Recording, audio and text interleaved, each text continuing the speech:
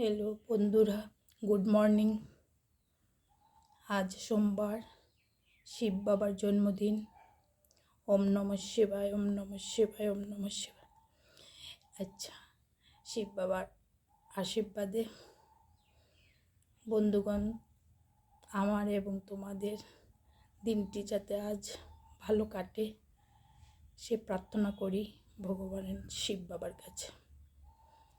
আজকে আমাদের গাছের আম কুড়িয়ে এনেছি। এই কাঁচা আম দিয়ে টক রান্না করব, ঝাল টক।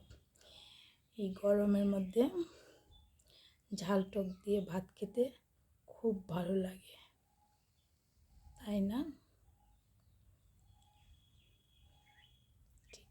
এখন আমগুলো কাটবো, তারপর রান্না করব।